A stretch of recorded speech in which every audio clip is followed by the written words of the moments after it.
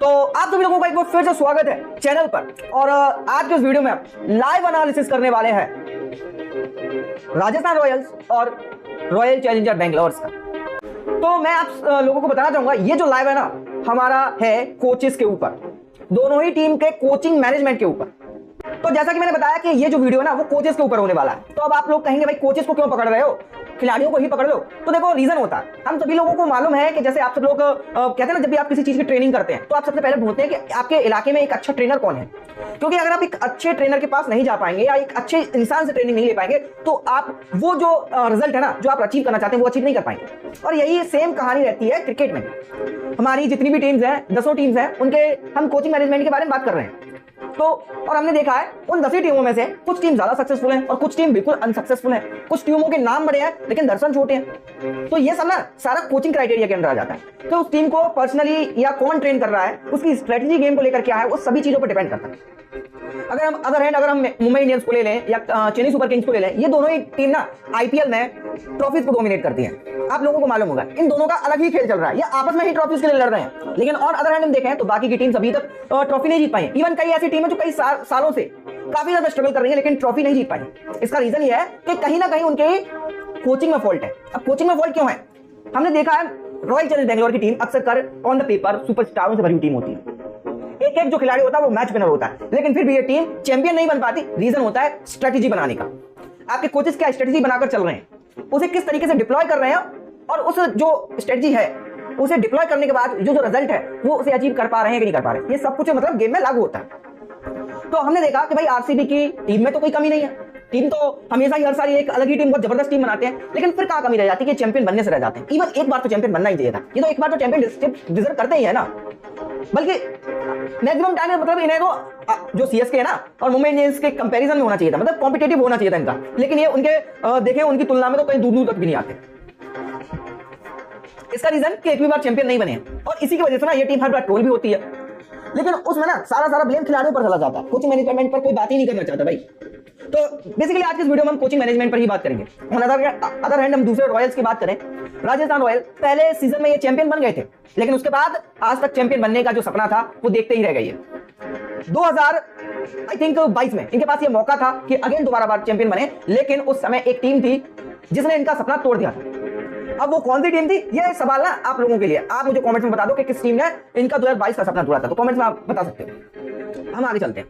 तो ये दोबारा चैंपियन बन सकते थे, लेकिन उसके बाद कंटिन्यूअस सीजन नेक्स्ट जब ये 23 में आए तो उन्होंने काफी अच्छा परफॉर्मेंस दिखाया और ये टॉप 4 में भी गए थे। आई थिंक टॉप 4 में गए थे, नहीं 2023 में टॉप 4 में नहीं गए थे, ये 2024 में टॉप 4 में गए थे और उन्होंने एलिमिनेटर भी खेला था। आप हमें को याद है ना आरसीबी और जो राजस्थान रॉयल का एलिमिनेटर हुआ था उसमें इन्होंने एलिमिनेटर खेला था। और सेकंड टाइम जब ये जो फर्स्ट टॉप 2 टीम्स होती है उनमें से जो हारी हुई टीम होती है और जो सेकंड एलिमिनेटर बोलते हैं ना, काइंड ऑफ वो यहाँ पर सनराइजर्स हैदराबाद और राजस्थान रॉयल्स के बीच में हुआ था, जहां पर ये जीते जिताए मैच को हार गए थे और उसके बाद हमेशा के लिए चोकर कहलाए जाने लगे। इनका हमेशा से यही रहता है कि टॉप 4 में तो पहुंच जाते हैं लेकिन चोक कर जाते हैं। 2022 में भी ये चोक किए थे। इससे पहले तो बात करें पिछले सीजन की तो इनका कुछ खास सीजन रहे नहीं, लेकिन उसके बाद जब एक थोड़ी सी टीम संभली तो उसके बाद उनकी टीम का परफॉर्मेंस दिखा, लेकिन उस अंजाम तक नहीं ले जा पाए जिस अंजाम तक इन्हें पहुंचना चाहिए। तो कहां पर फ्लॉज आए, टीम में कोई कमी नहीं दिखी हमें, तो अब बचता क्या है, कोचिंग स्टाफ। तो वो सब हम देखने वाले हैं आज के इस वीडियो में। तो आई थिंक मैं आप सब लोगों का इस वीडियो का जो मेन मोटिव होगा जो था वो मैं आपको समझा पाया हूँ। तो अब बात कर लेते हैं सबसे पहले हम राजस्थान रॉयल्स की, बिकॉज मेरी फेवरेट टीम है और पहले बात इसकी करना चाहूंगा मैं। आरसीबी की भी बात करेंगे, टेंशन मत लो, बस वीडियो के साथ बने रहो। सारा कुछ बात करेंगे, इनके फ्लॉज लेकर इनकी स्ट्रेटजी क्या होने वाली है, सब चीजों पर पूरी बात करेंगे, तो टेंशन लेने की बात जरूरत ही नहीं। तो शुरू करते हैं हम राजस्थान रॉयल्स। तो देखो मैं राजस्थान रॉयल की बात करूं तो पहले इनका अगर हम पहले कोचिंग मैनेजमेंट देख लेते हैं, पिछले ईयर का कोचिंग मैनेजमेंट मैं आपको बता देता हूं यहाँ पर राजस्थान रॉयल का। तो इनके हेड कोच और डायरेक्टर जो क्रिकेटर थे कुमार संगकारा थे, वो हम सभी को मालूम है। बैटिंग कोच इनके जो थे वो ट्रेवर पेनी थे, जो बैटिंग कोच थे इनके ट्रेवर पेनी थे। और बॉलिंग स्टाफ में इनके स्टीफन जोन्स थे, बॉलिंग स्टाफ में इनके साथ स्टीफन जोन्स थे जो बॉलिंग की इन्हें कोचिंग दे रहे थे। उसके बाद फील्डिंग कोच की बात करें तो दिशांत याग्निक थे इनके साथ। तो ये थे इनके पुराने कोचेस की टिकड़ी, जो कि 2024 में इन्हें एलिमिनेटर 2 तक तो ले गए, लेकिन फाइनल जो सपना रहता है टीम का जीतने का वो नहीं बना जिता पाए। बिकॉज फाइनल क्या होता है ना, फाइनल में टीम को ज्यादा पैसा नहीं मिलता, पैसा तो उतना मिलता है, लेकिन फाइनल जीतने से टीम की ब्रांड वैल्यू इंक्रीज होती है। वो ब्रांड वैल्यू इंक्रीज करने में ये टीम लगी हुई है, लेकिन अभी तक ब्रांड वैल्यू इंक्रीज नहीं हो पाई है। फिर 2023 की बात करें, एक सीजन और बैक चले जाते हैं तो 23 में देखें तो पैडी अपटन और कुमार जो इनके पैडी अपटन थे जो इनके हेड कोच हुआ करते थे, और कुमार संगकारा इनके डायरेक्टर ऑफ क्रिकेट ही थे, और इनके बैटिंग कोच ट्रेवर पेन्नी ही थे उस समय भी। स्टीफन जोन्स इनके मतलब फास्ट बॉलिंग के जो थे बोलते ना कोच थे। दिशांत त्यागनी अगेन इनके फील्डिंग कोच थे। तो हमने देखा ना, एक चीज हमने नोटिस करी कि कंटिन्यूस 2024 में और 2023 में जो कोचिंग लाइनअप था वो बिल्कुल सेम था। वो एक अलग बात है कि 2024 में बदलाव हो गया था कि कुमार संगकारा ही इनके हेड कोच बन गए थे इन कंपैरिजन ऑफ 2023, लेकिन उससे पहले हम देख रहे हैं तो ये जो टीम है ना कुमार संगकारा के साथ काफी लंबे समय से चल रही है। इवन मैं यहाँ पर अपने रिकॉर्ड्स के अनुसार देख पा रहा हूं तो 2021 में भी टीम के साथ कुमार संगकारा जुड़े हुए थे, 2020 में भी कुमार संगकारा टीम के साथ थे। तो यानी ओवरऑल देखा जाए संगकारा ना टीम के साथ 2020 से जुड़े हुए हैं। अब 2020 से जब कोई कोच टीम के साथ जुड़ा हुआ है और एक लंबे समय तक जुड़ा हुआ है और वो कोच टीम को चैंपियन नहीं बना पाया अपने समय में, तो कहीं ना कहीं कुछ फॉल्ट है, फिर तो फॉल्ट है ना।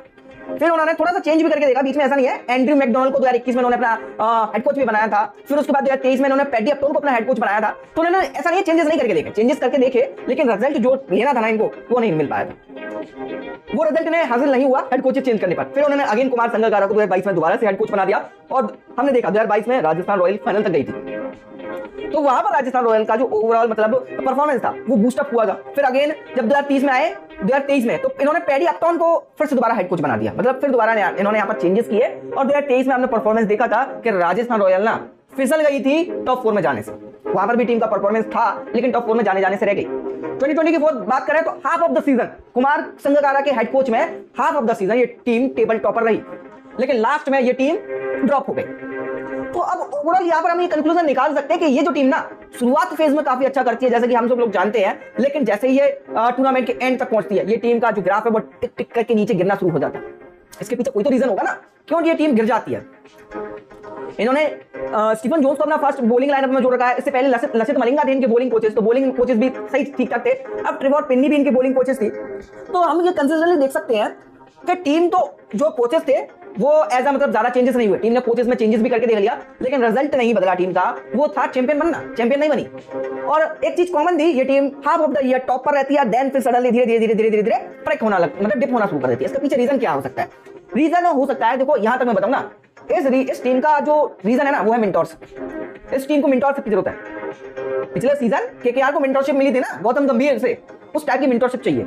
इस टीम के पास कोचिंग लाइनअप अच्छा है, एक से एक बढ़िया कोचिंग है इनके पास, कोचेस हैं, कोचेस की टिकट इनके पास दमदार है, उनके देख रेख में इनकी परफॉर्मेंस भी काफी बूस्टअप हुई है, काफी ओवरऑल एक बहुत बढ़िया परफॉर्मेंस लेकर आई है। ऐसे ही जब कोई टीम परफॉर्मेंस नहीं दे रही तो वो ऐसे ही half of the season top पर नहीं रह सकती, उसके परफॉर्मेंस निकल कर आ रहा है तभी तो टॉप रही है। और ऐसा नहीं छोटे मोटे मैचेस जीते हो, केकेआर को बड़ा मैच हरा है। तो ओवरऑल देखा जाए कोचिंग तो ठीक ठाक है लेकिन दिक्कत है प्रेशर हैंडलिंग। ये टीम का हमेशा से प्रॉब्लम रहा है कि इस टीम के साथ मेंटोर नहीं जुड़े हैं। मेंटोर चाहिए इस टीम को, अगर ये टीम अपने साथ ना मेंटोर रख लेती है तो ये टीम और अच्छा कर सकती है, क्योंकि मेंटोर की जरूरत असली जरूरत होती है टूर्नामेंट के एंड में, जहां आप एक बड़ी स्टेज के लिए लड़ रहे होते हैं, जैसे टॉप 4 के लिए या एलिमिनेटर के लिए या सेमीफाइनल के लिए या फाइनल इवन, वहां पर आपको एक मेंटोर की जरूरत होती है, आपके जो माइंड सेट को बदल सके। इस टीम के साथ मेंटोर नहीं है, इस वजह से टीम ये लास्ट में डिप कर जाती है। अब आइए देख लेते हैं सीजन 2025 के कोचेस कौन है इनके, वो भी तो आप लोगों को बताना जरूरी है ना 2025 के कोचेस कौन होने वाले हैं। तो देखो अब जो 2025 में ना इस टीम ने ना अगेन एक बार चेंजेस करके देखे हैं। इन्होंने सोचा भाई एक चेंजेस कर ही लेते हैं, इस बार भी देख लेते हैं क्या पता इस बार चैंपियन बन जाए। तो इस बार इन्होंने चैंपियन करे और इस बार इन्होंने अपने एज अ हेड कोच के तौर पर राहुल द्रविड़ को अपनी टीम के साथ जोड़ा। कुमार संगकारा को अगेन इन्होंने डीओसी बना दिया है, जैसे कि पहले भी वो हमने देखा 2020 से कई बार डायरेक्टर ऑफ क्रिकेटर रहे हैं, शुरू से ही डायरेक्टर ऑफ क्रिकेटर रहे हैं, तो अगेन डीओसी बन चुके हैं। बैटिंग कोच में इनके बाद चेंज हुआ है, इस बार विक्रम राठौड़ इनके साथ जुड़े हैं। Assistant and fast bowling coach की बात करें तो शेन वॉर्न जो कि न्यूजीलैंड के हैं वो इनके साथ जुड़े हैं, और जो कि पिछले सीजन कौन थे? स्टीफन जोन्स थे, तो उनका करार खत्म हो गया। इस बार इन्होंने शेन वॉर्न को जो कि न्यूजीलैंड के हैं टीम के साथ जोड़ा है। फिर मैं जैसे देख पा रहा हूं स्पिन बॉलिंग कोच के तौर पर इन्होंने साईराज गलती से मुंह से निकल गया, सिराज नहीं साईराज, और साईराज जो कि इंडिया के हैं इनको जोड़ा है। फील्डिंग कोच के तौर पर दिशांत त्यागनी, अगेन काफी लंबे समय से टीम के साथ एज अ फील्डिंग कोच ये चल रहे हैं, तो अभी भी इस सीजन भी सेम रहने वाले हैं। लीड स्ट्रेंथ और कंडीशन कोच की बात करें तो एटी रंजमानी, ये बाकी की चीजें अलग हैं, ये मतलब इतना ज्यादा नहीं रहती है। मेंटल परफॉर्मेंस कोच की बात करें जो कि मेंटोर में बात कर रहा था, निमरोद मोहन ब्रोकमैन जो कि इजराइल के हैं, जो as a mental performance coach, यानी कि मेंटोर आप नहीं कह सकते, जो खिलाड़ी की मेंटल हेल्थ कैसी रहनी चाहिए उसके ऊपर डिपार्टमेंट बात करते हैं, उस तरीके की चीजें। मेंटोर की बात कर रहे थे तो मेंटोर नहीं है यहाँ पर, ये जो मैं आपको बताऊंगा। फिजियो के तौर पर इन्होंने जॉन ग्लॉस्टर को, जो कि ऑस्ट्रेलिया के टीम के साथ जोड़ा है। मैं आपको ना यहाँ पर पूरे स्टाफ का ओवरव्यू दे रहा हूँ, ठीक है। Head of athletic performance Michael Italiano, जो कि अगेन ऑस्ट्रेलिया के हैं। सीनियर फिजियोथेरेपिस्ट एंटोनिए यहाँ पर। असिस्टेंट फिजियोथेरेपिस्ट निरंजन पंडित, जो कि अगेन इंडियन है। तो इन सब चीजों के बारे में हम ज्यादा डेप्थ में नहीं जाएंगे, हम बात करेंगे मेन मुख्य लोगों से, जो कि टीम में एज अ गेम पर इंपैक्ट डालते हैं। इनका इंपैक्ट रहता है एज अ गेम में नहीं, लेकिन बैक ऑफ द गेम इनका इंपैक्ट रहता है। लेकिन हम गेम में इंपैक्ट देने वाली चीजों की बात करेंगे। तो हमने देखा 2025 के लिए इनके पास कुछ चेंजेस हुए हैं, जैसे हेड कोच के तौर पर राहुल द्रविड़ टीम के साथ जुड़े हैं। डायरेक्टर ऑफ क्रिकेट अगेन हमारे वही संगकारा जी हैं, और assistant bowling coach Sen bond हैं, और विक्रम राठौर इनके बैटिंग कोच हैं, और दिशांत याग्निक काफी समय से टीम के साथ कोचिंग के तौर पर, जो फील्डिंग कोच है उसके तौर पर जुड़े हुए हैं। तो यहाँ पर इन्होंने इस बार स्ट्रेटजी में चेंज किया हेड कोच के तौर पर। ये अब ले आए हैं यहाँ पर राहुल द्रविड़ को। अब ऐसा नहीं है राहुल द्रविड़ के साथ पहली बार टीम में आए, आप लोगों को मालूम है, आप आईपीएल देख रहे हो तो आप लोगों को बखूबी मालूम होगा राहुल द्रविड़ पहले भी इस टीम को कोच कर चुके हैं, लेकिन रिजल्ट नहीं आए। लेकिन इस बार रिजल्ट आ जाए क्या पता, क्योंकि इससे पहले ना संगकारा और राहुल द्रविड़ की जोड़ी नहीं थी, लेकिन इस बार राहुल द्रविड़ और संगकारा की जोड़ी है। विक्रम राठौर टीम के साथ जुड़े हैं, और ये दोनों ना पिछले सीजन टीम इंडिया को चैंपियन बना के आ चुके हैं। शायद इस वजह से भी यहाँ पर राजस्थान ने ये थोड़ा सा जो चेंज है वो करने की सोचा होगा, और इस वजह से ही विक्रम राठौर और यहाँ पर राहुल द्रविड़ को टीम में जोड़ लिया। तो अब सवाल ये उठता है, क्या ये जो दो नए कोचेस टीम में जुड़े हैं, विक्रम राठौर और राहुल द्रविड़, ये अपने टीम इंडिया को T20 जिताकर आए हैं, क्या यहाँ पर भी राजस्थान को चैंपियन बना देंगे? ये जो राजस्थानी फैंस है ना, इनके लिए बहुत बड़ा सवाल रहता है, मैं भी हूं इवन, तो बहुत बड़ा सवाल है क्या इस बार ये चैंपियन बना पाएंगे? टीम इंडिया एक अलग चीज है और आईपीएल एक अलग चीज है। टीम इंडिया जो हमारा जो टीम इंडिया थी, जो T20 इंटरनेशनल होता है, आईसीसी होता है, वहां पर इतना एग्रेसिव क्रिकेट नहीं खेला जाता जितना एग्रेसिव क्रिकेट आईपीएल में खेला जाता है। ये बात हम लोगों को मालूम है। यहाँ जो स्कोर है वो 250-300 तक चला जाता है, लेकिन इंटरनेशनल T20 क्रिकेट में नहीं गया इतना। तो क्या ये इतना प्रिपेयर करा पाएंगे? जवाब है हाँ, करा सकते हैं, अगर ज्यादा स्कोर ना बनने दिया जाए बॉलिंग के तौर पर। और विक्रम राठौर जो है वो बैटिंग कोच हैं, काफी अच्छा परफॉर्मेंस दिया इन्होंने, टीम इंडिया में दिखाया था इन्होंने किस तरीके से टीम को इंडिया को कोच किया। अब जब इनकी कोचिंग अच्छी नहीं होती तो ऐसे टीम इंडिया चैंपियन तो ना बन जाते। और इनकी ही, और ऐसा नहीं है कि टीम इंडिया ने सिर्फ T20 खेला, 2023 का वर्ल्ड कप भी इन्हीं की कोचिंग में खेला था, जहां पर टीम अनबीटेबल फाइनल तक पहुंची थी। वो अलग बात है कि एक मैच हार गए। तो ओवरऑल देखा जाए तो इनका अभी जो कोचिंग एक्सपीरियंस है वो काफी ज्यादा प्यूरिफाइड। दो ये back to back team India को पहुंचा कर आ चुके हैं फाइनल्स में, तो इनकी अब बात करना ना एक अलग बात है। ये मतलब राजस्थान ने एक अच्छी चाल चलकर देख ली है। पिछले सीजन हम जब पहले कब क्या हुआ था वो एक अलग बात है, जब पास्ट में था जो था वो एक, अब भूल जाओ, प्रेजेंट में बात करते हैं। प्रेजेंट में दोनों का जो माइंडसेट है वो एक अलग लेवल पर है। तो इतने कैपेबल हैं ये टीम जो राजस्थान रॉयल्स को अगेन फाइनल तक पहुंचा सके, ये मैं दावे के साथ कह सकता हूं। बॉलिंग सेन बॉन्ड को उन्होंने जोड़ा है, काफी अच्छा एक्सपीरियंस है, न्यूजीलैंड के हैं और न्यूजीलैंड के बॉलर्स भी काफी अच्छे होते हैं। तो अगेन बॉलिंग में काफी अच्छी मतलब कोचिंग देंगे, और वो तो अब ग्राउंड पर मालूम चलेगा जब राजस्थान रॉयल अपना पहला मैच खेलने के लिए उतरेगी 23 मार्च को सनराइजर्स हैदराबाद के सामने। नहीं ना, मुझे ये वीडियो सनराइजर्स हैदराबाद और आरआर का बनाना चाहिए था ना, चलो कोई ना, कोई दिक्कत नहीं, यही सही है। तो आरसीबी और आरआर का ही ठीक है, लेकिन कायदे से एसआरएच के विरुद्ध बनता है ये वीडियो। तो अब बात करते हैं इनकी स्ट्रेटजीज की, ठीक है। ये सब तो कोचिंग हो गई इनकी, पास्ट कोचिंग भी देख ली हमने, प्रेजेंट कोचिंग भी देख ली, लेकिन अब सवाल उठता है कि हमने स्ट्रेटजीज में क्या कुछ चेंजेस किए हैं क्या, या फिर सेम स्ट्रेटजी के साथ ये इस साल भी उतरने वाले हैं। तो देखो इस बात का सिंपल सा आंसर ये है, स्ट्रेटजी में चेंजेस हुए होंगे, बिल्कुल हुए होंगे, क्योंकि बिना स्ट्रेटजी में चेंजेस हुए ये पॉसिबल नहीं है। जब एक नया कोच आता है तो स्ट्रेटजी में भी चेंज करता है, नई चीजें लेकर टीम के साथ आता है, नई जो उनकी सोचेज होती हैं, जो मतलब उनकी स्ट्रेटजीज होती हैं उनको डिप्लॉय करते हैं वो टीम में। तो हर चीज नई मिलेगी इस बार सीजन में, हमें कोचेस का नया एक्सपीरियंस मिलेगा। और इवन इस बार तो बटलर भी नहीं है इस टीम के साथ, वो भी एक नई चीज होगी हम लोगों के लिए, हम राजस्थानी बोले तो वो एक नई चीज होगी। हालांकि मैं ओरिजिन से राजस्थान नहीं हूँ, लेकिन राजस्थान रॉयल्स ना मेरी फेवरेट टीम है। इवन जैसे ओरिजिन से मैं आता हूँ, मैं उस ओरिजिन की टीम को सपोर्ट नहीं कर रहा हूँ, एक अलग बात है। लेकिन अपना जो राजस्थान रॉयल है उससे बहुत पुराना लंबा लगाव रहा है, वो एक अलग चीज है, और उस लगाव के चक्कर में टीम विन तो एक अलग चीज है। तो राजस्थान रॉयल की बात कर रहे थे, तो नई सोच इस टीम के साथ वर्क करेगी, और क्या ये सोच इतनी ज्यादा वर्केबल होगी कि पिछले 3 सीजनों में जो राजस्थान रॉयल टॉप पर चढ़कर चलती थी, क्या फिर से वही हमें देखने को मिलेगा? वो एक अलग चीज होगी। फिलहाल इस टीम को मैं कहना चाहता कि मेंटोर की जरूरत थी, ये टीम एक मेंटोर रखती तो और अच्छा था। इंडियन जितने भी हैं उनमें से एक मेंटोर रख लेते, एक अच्छे मेंटोर रख लेते जिन्होंने अच्छा खासा वर्ल्ड कप फाइनल वगैरह खेल रखा हो, जिन्हें मालूम हो कि प्रेशर कैसे हैंडल किया जाता है। तो मेंटोर रख लेना चाहिए था ना, लेकिन वो मेंटोर इन्होंने रखा, वो इनकी चॉइस है, नहीं रखा। लेकिन अगेन मैं कहूंगा कि इनकी जो परफॉर्मेंस है वो डिप लास्ट में होती है, और उस वजह से होती है कि इनके पास मेंटोर नहीं है। तो मेंटोर की इनकी सरासर जरूरत है। स्टडीज की बात करें तो देखो इनका इस सीजन की बात करें, एक सेकंड पानी पी लूं थोड़ा सा बोलते बोलते, क्या नाम है?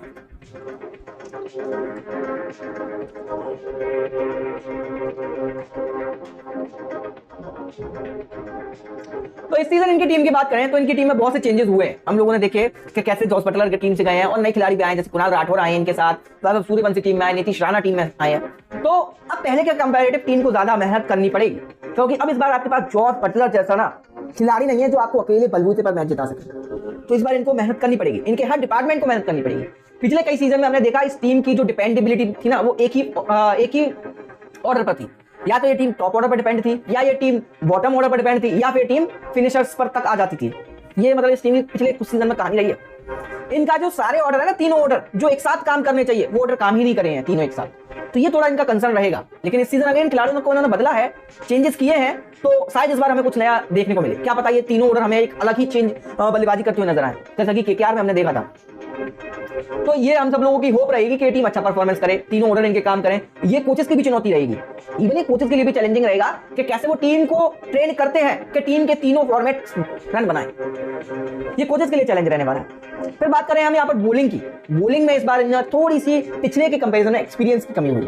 वरिंदु हजरंगा इनके साथ जुड़े हैं, तीक्ष्णा इनके साथ जुड़े हैं, आकाश मधवाल इनके साथ जुड़े हैं, संजू सैमसन के पास पहले से है ही है। तो बॉलिंग में अगेन उतनी ज्यादा हमें कमी या नहीं दिख रही कि हम कहें यार अब तो क्या हो गया, हमारी टीम तो बिल्कुल ही कमजोर हो गई, वो नहीं आप कह सकते। वरिंदु हजरंगा इनके पास है, तीक्ष्णा इनके पास है, एक अच्छे स्पिनर्स हैं, वो स्पिन क्वालिटी में दे सकते हैं। तो स्पिन के ऑप्शन अच्छे हैं। हाँ, ये नहीं कहूंगा कि पहले से ज्यादा अच्छे हैं, वो एक अलग चीज है, लेकिन डिप है, लेकिन अच्छे स्पिन ऑप्शंस हैं, ये हमें देखना जरूरी है। फास्ट में देखें तो आकाश मधवाल इनके पास है, संदीप सरगम इनके पास है, जोफ्रा आर्चर इनके पास है। तो इवन देखा है ना, फास्टिंग में कोई ज्यादा चेंजेस नहीं हुए।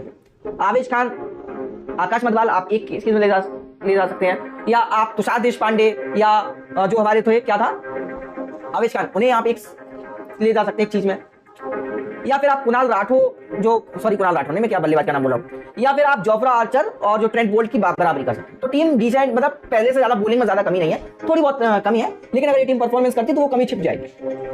तो बॉलिंग भी है, लेकिन अगेन कोचेस के लिए चैलेंजिंग, नए बॉलिंग कोच हैं, चैलेंज है उनके लिए कि टीम को भाई कैसे ले जाना है इन्हें आगे। तो सबसे बड़ा चैलेंज इनके लिए रहने वाला है। तो टीम हमने देखा, इनके कोचेस देख लिए, एक्सपीरियंस की बात करें तो हमें मालूम है कि ये टीम पिछले सीजन, ये जो कोचेस हैं पिछले सीजन में टीम इंडिया को चैंपियन बनाकर आ चुके हैं, तो इससे ज्यादा एक्सपीरियंस की क्या जरूरत पड़ेगी आपको। और सबसे बड़ा एक्सपीरियंस तो ये है कि सारी जो बैटिंग है, या फिर इनके हम हेड कोच की बात करें, ये इंडियन ओरिजिन के, और इंडियन ओरिजिन के होने चाहिए। बिकॉज आईपीएल ना इंडिया, मैं आपको क्या बताऊं, जो टीम्स अपने कोचेस चुनने से पहले ये भूल जाते हैं कि आईपीएल कहां होने वाला है। भाई आईपीएल इंडिया में होने वाला है, आईपीएल बाहर नहीं होने वाला। फिर आप बाहर के कोचेस को ज्यादा प्रेफर क्यों करते हो, मेरे समझ नहीं आता। उस खिलाड़ी को लो जिसके पास इंडियन पिचेस की ज्यादा नॉलेज हो। तो अगेन उन्होंने एक सही काम किया, राहुल द्रविड़ और विक्रम राठौर को टीम में जोड़ा है, उन्हें इंडियन कंडीशंस की काफी अच्छी पहचान, और इंडिया के साथ तो वो हर ग्राउंड पर खेले हैं पिछले सीजन, हर ग्राउंड पर ट्रेवल किया, तो उन्हें और अच्छी ज्यादा नॉलेज रहेगी। तो एक अच्छा स्टंट बोल सकते हैं हम राजस्थान में। तो बहुत, अब हमने राजस्थान रॉयल पर बहुत ज्यादा बात कर ली। अब फाइनली आप लोग कहेंगे कि भाई आरसीबी फैंस कि भाई आप हमारी टीम पर भी तो आ जाओ यार। तो अब हम शिफ्ट होने वाले हैं यहाँ पर आरसीबी के पास। हालांकि बात कंपैरिजन भी करेंगे, डोंट वरी कंपैरिजन करेंगे, परेशान मत हो यार।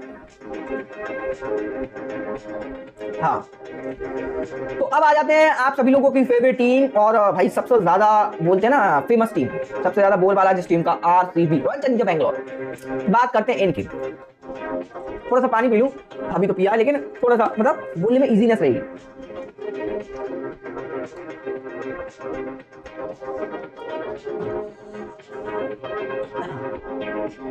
सबसे पहले आरसीबी वाले फैंस से मेरी एक छोटी सी रिक्वेस्ट ये है कि सबसे पहले तो कमेंट्स में भाई आरसीबी जरूर लिखें, जैसे मुझे पता चल जाए कि भाई आरसीबी वाले लोग भी यहाँ पर वीडियो देख रहे हैं ना, तो आरसीबी जरूर लिख दो कमेंट्स में। सब फटाफट से मतलब प्रेजेंट लगाते ना, हाजिरी, वो लगा दो थोड़े से कमेंट बॉक्स में। और अब तक आप हमारे साथ जुड़े हो तो आशा है कि आपको ये वीडियो पसंद आ रहा है। अगर आप अब तक जुड़े हो तो वीडियो पसंद ही आ रहा है, लाइव अच्छा लग रहा है आप लोगों को, तो चैनल को सब्सक्राइब जरूर कर लो।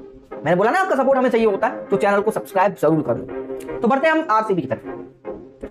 तो आरसीबी की बात कर लें पिछले सीजन से या इस सीजन से, तो ज्यादा बड़ा अंतर नहीं है। अब क्यों नहीं है वो मैं आपको बताऊंगा। 2024 के इनके कोचिंग एस्पेक्ट्स की बात करें, कोचिंग मतलब जो भी फेसेस थे उनकी बात करें, तो एंडी फ्लोवर इनके हेड कोच थे, श्रीधरन श्रीराम इनके बैटिंग कोच थे। अगर एलएसजी के लोग जो पिछली वीडियो देखकर आए हैं उन्हें मालूम होगा कि अब श्रीधरन श्रीराम हमारी एलएसजी में है ना, आप सब लोगों को मालूम होगा। अभी फिलहाल यहाँ पर बात करते हैं। तो एंडी फ्लोवर 2024 में इनके कोच थे, हेड कोच थे बेसिकली, और फिर इसके बाद श्रीधरन श्रीराम इनके हेड कोच रहे थे। अदर कोचेस की बात करें तो स्टीव जोनस इनके फिजियोथेरेपिस्ट थे। फिर बात करें 2023 सीजन की, तो संजय बांगर इनके हेड कोच थे, माइक हैसन इनके डीओसी थे, जो डायरेक्टर ऑफ क्रिकेट बोलते हैं ना वही। श्रीधरन श्रीराम इनके साथ काफी लंबे समय से जुड़े हैं, 2022 में भी इनके साथ जुड़े थे। संजय बांगर अगेन 2022 में भी थे। 2021 में सिमोन कैचिच इनके हेड कोच थे एंड माइक हसी को इन्होंने रिप्लेस किया था, एंड माइक हैसन इनके डायरेक्टर ऑफ क्रिकेट एसोसिएशन थे। श्रीधरन राम तब भी उनके। तो ओवरऑल देखा जाए, हमने यहाँ पर एक चीज नोटिस करी है कि श्रीधरन राम 2020 से टीम के साथ जुड़े हैं और कंटिन्यूअसली 2024 तक ये टीम के साथ जुड़े रहे हैं। लेकिन हमने देखा कि इनके बैटिंग के जो भी कोच करते थे, तो इनकी कोचिंग में ना टीम वो परफॉर्मेंस नहीं दे पाई जो टीम से परफॉर्मेंस हम सब लोग एक्सेप्ट करते थे। आप सब लोग इस बात को मानोगे कि नहीं मानोगे? पिछले सीजन हमने ये देखा कि RCB half of the tournament bottom में पड़ी रही, लेकिन जैसे ही लास्ट टाइम आया तो बिल्कुल विपरीत, आरआर के बिल्कुल विपरीत, ये टीम टॉप सीढ़ियां चढ़ने लगी और आरआर ड्रॉप होने लगी। क्या इन दोनों टीमों का आपस में कोरिलेशन है क्या? एक चढ़ेगी तो एक नीचे रहेगी, एक ऊपर रहेगी तो एक नीचे रहेगी? वो एक बात के बारे में बात करेंगे इस पर भी। तो हमने देखा श्रीधरन राम की बैटिंग कोचिंग में ये टीम 2024 में अच्छा करी, वो भी लास्ट ऑफ द टूर्नामेंट में। उससे पहले ज्यादा कुछ खास नहीं। 2023 में हमने देखा ज्यादा कुछ खास नहीं। 2022 में हमने देखा ज्यादा कुछ खास नहीं। अगर ज्यादा कुछ खास होता ना तो ये टीम अब तक चैंपियन बन चुकी होती। कमी कहां आ रही है? हेड कोचेस इन्होंने बदल लिए, सब कुछ बदल कर देख लिया, लेकिन एक चीज नहीं बदली, वो थे बैटिंग कोच श्रीधरन श्रीराम। अब मैं देखो यहाँ पर श्रीधरन श्रीराम पर उंगली नहीं उठाना चाहता या उंगली नहीं उठाऊंगा, लेकिन इतना जरूर कहूंगा कि आरसीबी के साथ इनकी पट नहीं रही है। आरसीबी के साथ इनका कॉम्बिनेशन नहीं बैठ पा रहा है जिस तरीके का बैठना चाहिए। अब पता नहीं क्यों नहीं बैठ पा रहा, वो सब आप लोग बताएं। लेकिन फिर मैंने इनके कोचिंग में और थोड़ी तरह तराशने की कोशिश करी, कि फील्डिंग कोच ढूंढने की कोशिश करी या स्पिन की कोशिश करी, तो वो चीज मुझे नहीं मिली यार। मैं बड़ा देख के शौक नहीं रह गया कि भाई इनके फील्डिंग कोच का जो कॉलम था बिल्कुल खाली पड़ा है। फील्डिंग कोच ही मुझे लगा इन्होंने नहीं लिया। तो क्या ही कर रहे हैं आरसीबी वाले? 2024 में इनके फील्डिंग कोच में डेटा मेरे पास उपलब्ध नहीं है, 2023 में इनका डेटा उपलब्ध नहीं है, 2022 में भी डेटा उपलब्ध नहीं है। तो ऐसे क्या खुफिया एजेंसी से कोचिंग दिलवा रहे थे ये लोग, जो इनका डेटा ही उपलब्ध नहीं है फील्डिंग कोचेस का, या फिर इन्हें फील्डिंग की जरूरत ही नहीं है? क्या है भाई? बॉलिंग की बात करूं तो एडम ग्रिफ्ट इनके सिर्फ फास्ट बॉलर थे, स्पिन का आता ही पता नहीं। 23 में बात करें तो Adam Grift again fast, 22 again fast, और यही लुटिया डूबी इस टीम की। ये टीम इतनी ज्यादा मतलब पैसे खर्च कर देती है बल्लेबाजों पर या अपने खिलाड़ियों पर कि कोचिंग रखने का इन पर पैसे ही नहीं बचता। मुझे ऐसा ही लग रहा है। हर एक टीम फास्ट बॉलर कोच अलग रखती है, स्पिन बॉलर कोच अलग रखती है। यहां पर तो एक ही से काम चलाया जा रहा है। मतलब क्या है भाई? एक ही बॉलर से एक काम चलाया जा रहा है। भाई तुम ही हमें फास्ट सिखा दो, तुम ही हमारे बॉलर को स्पिन सिखा दो, और तुम ही जो कुछ करना है कर दो। ज्यादा हम भी इतना पैसा नहीं है कि हम एक अलग से स्पिनर ले आए, स्पिन कोच ले आए। नहीं है भैया, फील्डिंग कोच भी नहीं है इनके पास। ये तो इनका कोचिंग है भाई। अब जब इनके पास फील्डिंग कोच नहीं है, स्पिन के लिए स्पिन कोच नहीं है, तो आप इनसे एक्सपेक्ट क्या कर सकते हो भाई? आप टीम को बदनाम करवा देते हो कि भाई टीम ने परफॉर्मेंस नहीं दी रहा है, आपके भाई कोचिंग ही अधूरी है। टीम परफॉर्मेंस कैसे देगी? तो वही बात हो गई कि आप भाई मैथ के ट्यूटर से, ट्यूशन जो मैथ का ट्यूशन पढ़ा रहा है आपको, आप उसी से जाकर कह दो तो भैया तुम हमें मैथ पढ़ा दो, तुम ही हमें साइंस पढ़ा दो, तुम ही हमें इंग्लिश पढ़ा दो, जितने भी हमारे सब्जेक्ट है वो तुम ही पढ़ा दो। तो क्या ऐसा पॉसिबल हो पाएगा कि एक ही बंदा तुम्हें सब में मास्टर कर दे? नहीं ना, हर सब्जेक्ट का एक अलग टीचर होता है, और इन्होंने तो रखा ही नहीं। इसे कहते हैं भाई जय, इसे कहते हैं मतलब वो कहते हैं ना शेर, क्या कहूं इनके बारे में, इसे कहते हैं मतलब अपने ऊपर कॉन्फिडेंस, कि हम किस कॉन्फिडेंस के साथ आ रहे हैं। एक ही बॉलर से हम सब कुछ कर लेंगे, एक ही बल्लेबाज कोच से हम सब कुछ कर लेंगे, कुछ जरूरत ही नहीं है। हेड कोच नाम के लिए रख लेते हैं, क्या फर्क पड़ता है? वही है इनके साथ। तो 2024, 2023, 2022 ज्यादा कुछ बताने के लिए नहीं है मेरे पास कोचिंग में आपको बताने के लिए। संजय बांगर और एंडी फ्लोवर दो ही नाम है, बाकी के श्रीधरन राम बैटिंग कोच काफी लंबे से चल रहे हैं, एडम ग्रिफ्ट भी काफी लंबे से चल रहे हैं। और इनकी हिस्ट्री बताऊं ना, इन्होंने आज तक अपनी हिस्ट्री में 2018 तक कभी भी फील्डिंग कोच ही नहीं रखा। 2018 में इन्होंने एक कोच रखा था, ट्रेंट वुडहिल, 2018 में रखा था। और आई थिंक मुझे याद है कि 2018 में ये फाइनल तक पहुंचे थे। एक बार फील्डिंग कोच रखा, एक बार ये फाइनल तक पहुंच गए, बाकी इसके बाद जय राम। आई थिंक या फिर 18 में पहुंचे थे या 17 में पहुंचे थे, वो आप मुझे बता करेक्ट कर सकते हैं, मुझे इतना ज्यादा ध्यान नहीं है, लेकिन आप मुझे बता सकते हैं। देख रहे हो ना इस टीम की ताकत? फील्डिंग कोच की जरूरत ही नहीं है जी, तुम ही रख लो कोचिंग, हमें नहीं चाहिए भाई।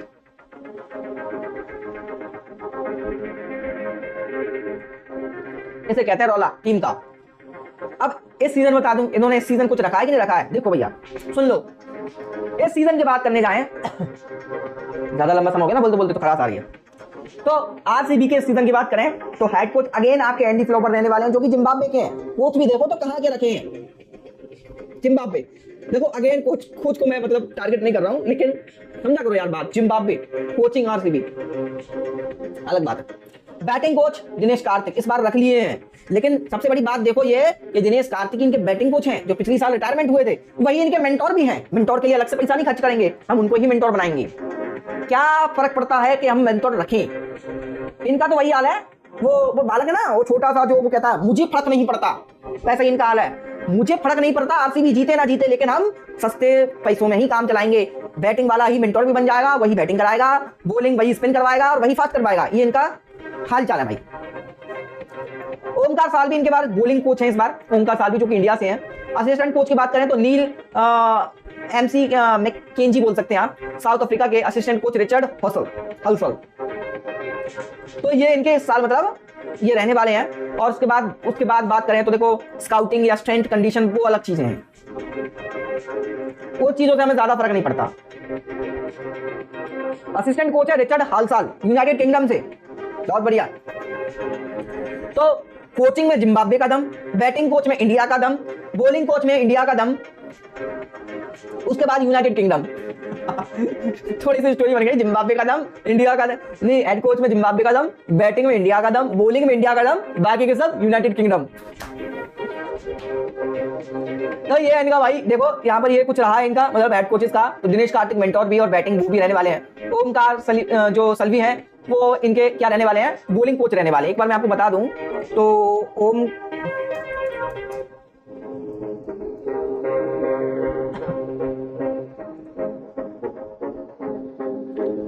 ओमकार सल्वी, मुझे थोड़ा सा मतलब आइडिया नहीं था, लेकिन मैंने देखा कि भाई ओमकार सल्वी उन्होंने फिर अगेन एक और पेसर रखा है टीम में। स्पिनर की अगेन इन्हें जरूरत नहीं है, फील्डिंग कोच की इन्हें अगेन जरूरत नहीं है, 2025 भी इनका खाली है। तो अब आप इस लोगों से अंदाजा लगा लो भाई आरसीबी लोगों, तुम्हारे मतलब मैं आपकी कहूँ ना, आपका मोटिवेशन नहीं कराना चाहूंगा, पहले ये बात कर रहा हूँ कि इस चीज से आप अंदाजा लगा सकते हो कि आपकी टीम कैसा परफॉर्मेंस करने वाली है।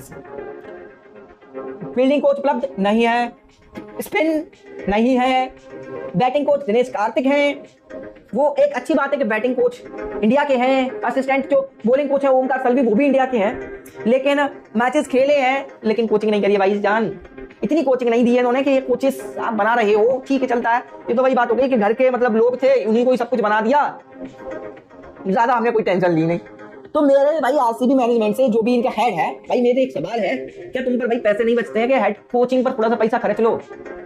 स्टूडेंट पर पैसा बहाए जा रहे हो, स्टूडेंट यानी कि जो टीम है स्क्वाड पर उसमें पैसे बहा रहे हो, तुम खर्च कर रहे हो पैसे, कम से कम कोचिंग पर तो खर्च कर लिया करो। जितनी अच्छी कोचिंग होगी ना उतना ही अच्छा परफॉर्मेंस भी आएगा। कोचिंग घटिया रखोगे तो परफॉर्मेंस कैसे आएगा? स्पेशली बता रहा हूँ, देखो मैं यहाँ पर किसी पर्सनल कोच या किसी को टारगेट नहीं कर रहा हूँ। अब कई हो भाई तू ही कोच देना, कोचिंग देना शुरू कर दे, देखो भाई जिसका जो काम है वो करना अच्छा लगता है, हम तो आपको एनालिसिस करके बता रहे हैं। बाद में फिर आप ही लोग कहेंगे भाई आरसीबी परफॉर्म नहीं कर रही, इतने बड़े बड़े खिलाड़ी हैं, बल्लेबाजी नहीं हो रही है, ये नहीं हो रही, वो हो रही, फला निकाला, आप सब लोग चिल्लाएंगे वीडियोस में। फिर तो वो मैं पहले बता रहा हूँ आपको, कोचिंग ना आरआर की तुलना में बिल्कुल यूं है इनकी। उनके पास बैटिंग कोच है, पेसिंग कोच है, स्पिन कोच है, फील्डिंग कोच है, सारे कोचेस अवेलेबल हैं यार। इनके पास क्या है? अब प्लीज यार वो वाला डायलॉग मत मारना कि हमारे पास दिनेश कार्तिक है, हमारे पास वह है। वो फिल्मों का डायलॉग अच्छा लगता है, लेकिन यहाँ पर नहीं। आपको परफॉर्मेंस चाहिए तो आपको प्रॉपर मैनेजमेंट चाहिए। तो ये थी मैंने आपको मैनेजमेंट बताई। टीम के साथ बात करें तो ये टीम अलग ही नशा लेकर आती है कि आप अपनी फूक कर चलती है कि टीम जो पिछले सीजन के परफॉर्मर होते हैं उन्हीं को रिटेन नहीं करती है। विल जैक्स को इन्होंने जाने दिया, मुंबई इंडियंस को आराम से दे दिया। लो भाई विरोधियों को मजबूत कर दो। जंग में लड़ना जाना होता है, जब भी लड़ने जाते हैं तो एक बात रखो कि विरोधियों को कमजोर करो, लेकिन ये एकमात्र टीम ऐसी है कि विरोधियों को कमजोर नहीं करेंगे, विरोधियों को मजबूत और ज्यादा करेंगे जिससे वो हमारी आकर बैंड बजा सकें। वही इस टीम ने विल जैक्स को जाने दिया भाई इन्होंने। मोहम्मद सिराज को जो इनकी बॉलिंग के एक ऊंचे स्तंभ थे, काफी लंबे समय से इनके साथ जुड़े थे, उनको जाने दिया भाई। हालांकि बॉलिंग की भरपाई इन्होंने कर ली, ये नहीं कहूंगा कि बॉलिंग की भरपाई नहीं हुई। भुवनेश्वर कुमार को जो खरीद लिया इन्होंने, हर्षल आई थिंक भुवनेश्वर कुमार को खरीदा इन्होंने, जॉस हेजलवुड को खरीदा, तो बॉलिंग की भरपाई पहले से ज्यादा कर ली। वो ठीक है एक अच्छा स्टंट चला, लेकिन सिराज को रख सकते थे ना, वो एक अलग चीज है, नहीं बन रही होगी, नहीं पट रही होगी, वो एक अलग बात है, जान दो, उस पर बात नहीं करेंगे। तो बॉलिंग में ठीक है, लेकिन मुझे एक बात बताओ, ये इन्होंने बॉलिंग खरीदे हैं, ये जो बल्लेबाज खरीदे हैं, चलो बल्लेबाज के लिए बैटिंग कोच है, बॉलर के लिए पेसर भी है, और बाकी के स्पिनर फील्डर इनको क्या ये खुद ही करेंगे अपनी मनमर्जी? स्ट्रेटजी बनाने वाला कोई है कि नहीं है? या हेड कोच भी स्ट्रेटजी बनाएगा? वैसे मेन कोच तो हेड कोच का काम होता है स्ट्रेटजी बनाना, लेकिन फील्डिंग कोच भी भाई स्ट्रेटजी बनाता है किस तरीके से फील्डिंग करनी है। इनके पास नहीं है कुछ भी, फील्डिंग कोच का ही आता पता नहीं, तो स्ट्रेटजी क्या बनाएंगे? तो आखिरकार हमें हर साल की तरह एंडी फ्लॉवर ही स्ट्रेटजी बनाते हुए नजर आएंगे। अब जब उनकी स्ट्रेटजी इतनी कारगर होती तो पिछले सीजन आरसीबी को चैंपियन ना बना देते। अब आप में से कहेंगे भाई एलिमिनेटर तक पहुंचाया था, ठीक है भाई, ठीक है पहुंचाया था, मैं मानता हूं, वो विराट कोहली के दम पर पहुंच गए भाई तुम लोग। विराट कोहली ने कहा था कि 1% चांस भी जीत का चांस होता है, और वो 1% करके दिखा दिया। लेकिन हर बार थोड़ी ना 1% आपका 100% बन जाएगा। ये तो कोई बात हो गई, एग्जाम देने जा रहे हैं, हम नहीं पढ़ेंगे बिल्कुल। 1% जीत का चांस होता है, 1% पर जाकर जाओगे, पेपर दे के आओगे, और फिर इंतजार करो 1% पेपर अगर वो आया होगा जो हमने कभी गलती से देख लिया हो, वो पूछ लिया जाए तो हम लिख दें। ऐसा थोड़ी ना होता है, हर साल ऐसा नहीं होता कि आप बॉटम से उठ के एकदम से चढ़ाई कर दोगे, नहीं ना। मुझे यहाँ पर कमी लगी कि सारी जो स्ट्रेटजी एक ही बंदा बना रहा है, स्पेशली कमी लगी, आप लोगों को भी लगेगी जब ये टीम मैदान में उतरेगी। तो अगेन अब मैं दोनों ही टीम्स के बॉलिंग कोच का, जो भी कोचेस का इनका है एनालिसिस, मतलब क्या कर लेते हैं, कंपैरिजन कर लेते हैं। ऑलरेडी 47 मिनट 50 सेकंड का ये लाइव हमारा जा चुका है, और इस अभी थोड़ा सा और टाइम लूंगा मैं आप लोगों का, बस उसके बाद एक छोटा सा कंपैरिजन होने वाला है, और कंपैरिजन के बेस पर हम फाइनल कंक्लूजन पर भी पहुंच जाएंगे, क्या कंक्लूजन रहने वाला है लास्ट में, कौन किस पर भारी होगी। और वैसे तो इतना देखने के बाद आप लोग मालूम ही चल गया होगा कि कौन किस पर भारी है बेसिकली। तो देखो रोल हम बात करें बैटिंग कोच की, राजस्थान रॉयल की बात करें तो विक्रम राठौर इनके बैटिंग कोच हैं। एक्सपीरियंस की बात करें तो फॉर्मर इंडियन कोच है, और focus on traditional technique and shot and selection.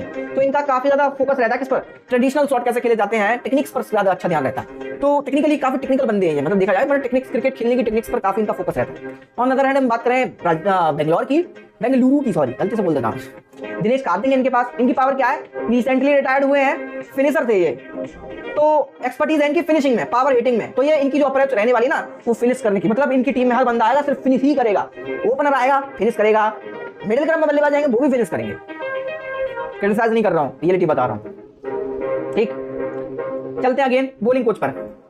Shane Warne इनके बॉलिंग कोच हैं, एक्स न्यूजीलैंड पेसर है, अग्रेसिव पेस, मतलब एग्रेसिव, काफी एग्रेसिव रहते हैं ये, एग्रेसिव बॉलिंग है, focus develop in Jasprit Bumrah Mumbai. और आपको बताना चाहूंगा कि मुंबई इंडियंस में जसप्रीत बुमराह को डेवलप करने में ना इनका अहम रोल रहा है।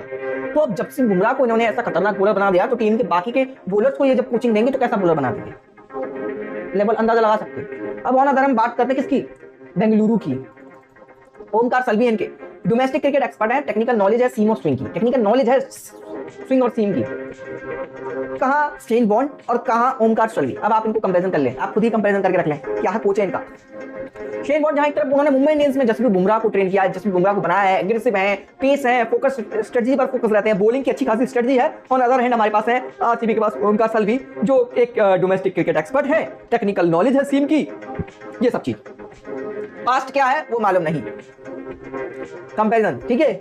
देन अगेन बात करते हैं हम असिस्टेंट कोच बॉलिंग की। साईराज भौतुल्लेयन के पास फॉर्मर इंडियन स्पिनर है, spin focus strategy, work with wrist spinners.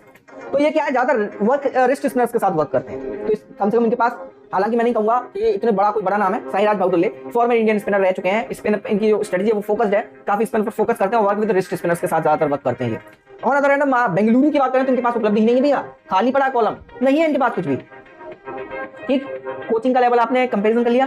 Analysis करें तो Vikram Rathore techniques, focus, great stability, top order, ये टॉप ऑर्डर को काफी ज्यादा मजबूत करेंगे Vikram Rathore. Top order, middle order, फिर फिनिशर्स, सबको एक लाइन से रख सकते हैं। On other hand Dinesh Karthik only finishing mindset. तो एक चीज तो तय है भैया, इस बार जो भी टीम आरसीबी के सामने खेले बचकर खेलना, क्योंकि इनका हर खिलाड़ी फिनिश करने को ही आएगा।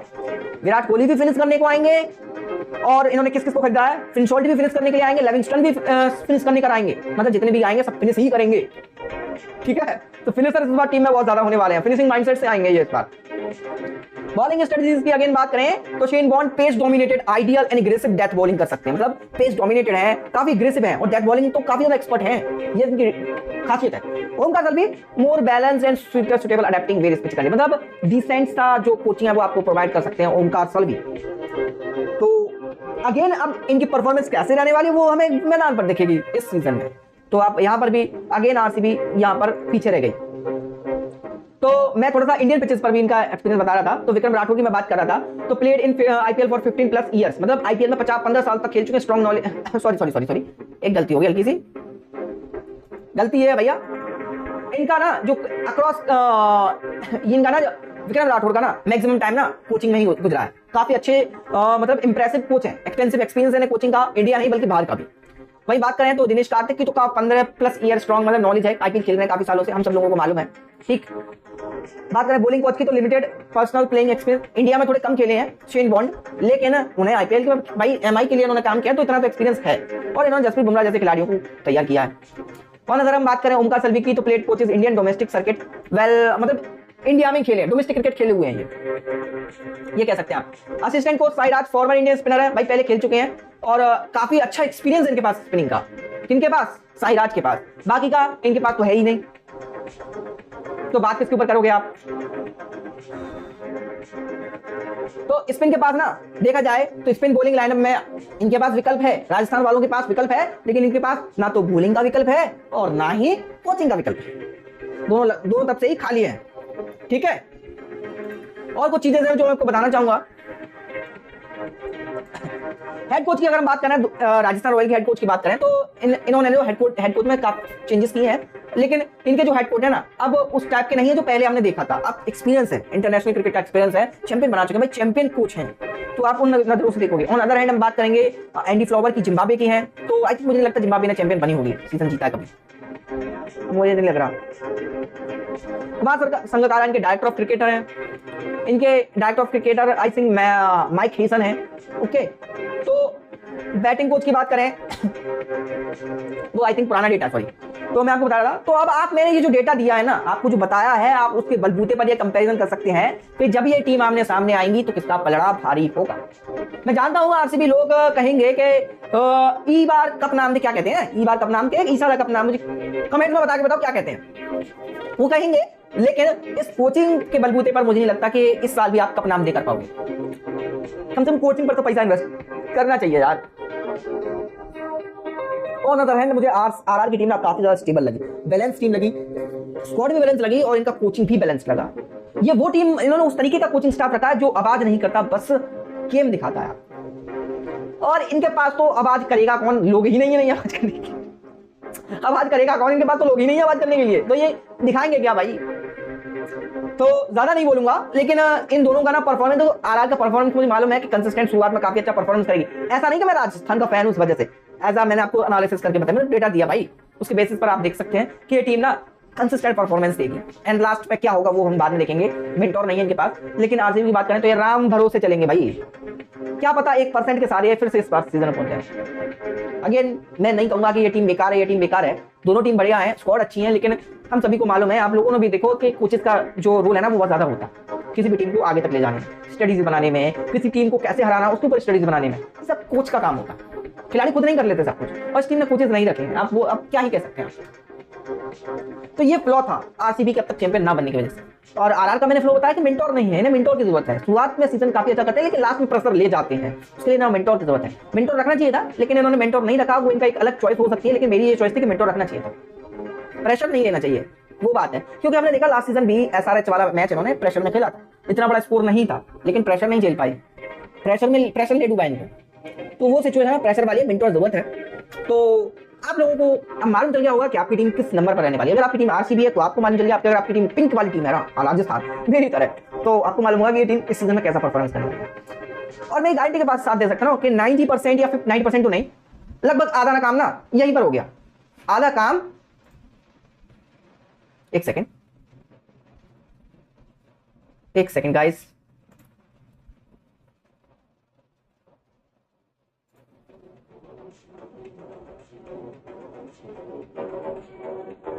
तो 90% काम ना इनका इस सीजन में हो चुका, मैं 90% नहीं, सॉरी मैं ज्यादा बोल देता हूँ, 60% एनालिसिस हो चुके हैं कि कौन सी टीम ज्यादा परफॉर्मेंस करनी है। बाकी के 40% की टीम कुछ एक्स्ट्रा ऑर्डिनरीज कर जाए तो एक अलग बात है, लेकिन 60% एनालिसिस हम यहाँ कर चुके हैं। आप खुद ये अंदाजा लगा सकते हैं कि आपकी टीम कहाँ स्टैंड करती है, दावे के साथ कहता हूँ।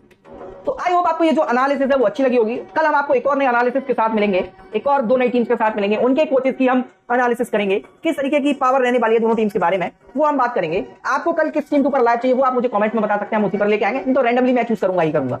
तो वो सब चीजें ना हमें वो कल के वीडियोस में मिलेंगे, तो कल के वीडियोस के लिए जरूर तैयार रहेगा, कल के लाइव के लिए जरूर तैयार रहेगा।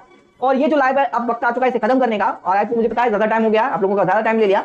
तो यहाँ पर हमने कंप्लीट स्टडी कर ली दोनों टीम्स के बारे में, और हमें मालूम है कौन सी टीम यहाँ पर भारी पड़ रहा है। मेरे अकॉर्डिंग राजस्थान रॉयल का पलड़ा भारी है in comparison of royal challenger Bengaluru. तो इस वीडियो को अब यहीं खत्म करते हैं, और ये जो एनालिसिस है आपको अच्छी लगी हो तो लाइक करना, चैनल को सब्सक्राइब करना, और हमारी इस वीडियो को शेयर जरूर करना। और जैसा कि मैंने वीडियो की शुरुआत में आप सब लोगों को बताया कि आपका सपोर्ट ना हम सब लोगों के लिए बहुत ज्यादा, हम सब लोगों ने मेरे लिए बहुत ज्यादा मोटिवेटिव होता है, तो सपोर्ट जरूर कीजिएगा। और आपको जो भी नया क्रिएटर मिले उसका अगर आपको 1% वीडियो भी अच्छा लग रहा है ना तो आप उससे सपोर्ट जरूर कीजिएगा। मैं ही नहीं सबकी बात कर रहा हूँ, इससे ना एक सपोर्टिव एनवायरनमेंट क्रिएट होता है, तो आप वो जरूर कीजिएगा। और आई होप आप लोगों तो आई होप आप सभी लोग ना आप हमें कल दोबारा से मिलेंगे ना, तो मिलेंगे, डेफिनेटली मिलेंगे। तो इस लाइव को अब यही खत्म करते हैं। राधे राधे।